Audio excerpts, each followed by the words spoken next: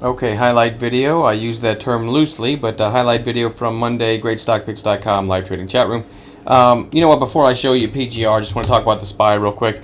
You can see how narrow the day's range was. It did close near its highs, but an extremely narrow range. And even when it came up to retest the high of the day, just if you weren't in something, let me get my drawing tool going here. If you weren't in something, really, that moved into, with this move right here, this 25 minute move, that was really the only decent move in the SPY all day. That's going to change this week. There's a lot of stuff coming out this week, FOMC, a lot of earnings, and a lot of financial news. So I think we're going to have a great trading week. Today, not so. There was no financial news. There was literally nothing today, but I'm going to call today the calm before the storm. Okay, so anyway, having said that real quick, it was a boring day, but PGR was my first call of the day. Now let's show the daily real quick. PGR, take today's candle out of it. It's already down 3 days in a row and then a big fourth day to support. Okay, then it was set to gap down with the market. I don't mind still thinking long. Okay, after the 4 days down and Friday was the big day. I don't mind still thinking long on the gap down, so I was. Okay, now I wasn't willing to go long anything right at the open because I try to keep myself and our members safe. So here's 5-minute candles. It put in a high before about 9:55, about 25 minutes in. It put in a high of 21.13, and then this nice tight base right below that high. Remember, we already had this on Bounce Watch, so I called it at 21.15. Worst case stop below this base, I believe. Let me double check. 21.03. So 12 cents risk. Right there's the trigger, and I mean, doesn't do much of anything. Doesn't stop out, but gets to, over the course of the whole day, basically gets to 21.36, so literally 20 cents, and that's, as I said, that's the nature of the way today traded.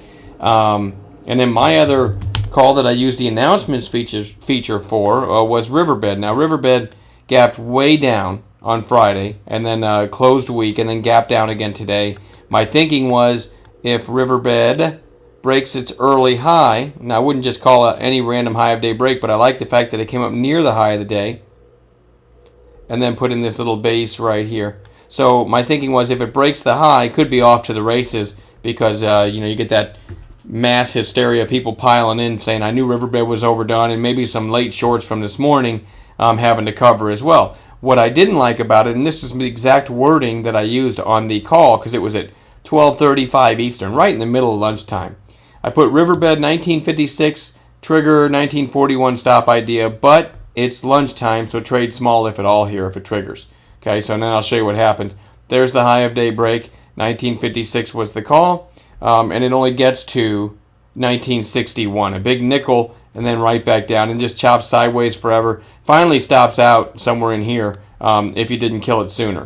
But breakout during lunch, it could have worked, so I can't say I'm a complete moron, but I did give the caveat that it is a lunchtime trade. Much lower odds of working. I do expect good stuff the rest of the week. I will share this with you real quick here. One of our all-stars who has a different color font than other people in the room, and a chime when he posts something. R. Brown, he's proven himself over the years. Posted TEX 1,000 shares at 06. What does that mean? 06 just means, and this is what it looked like when he posted it right there.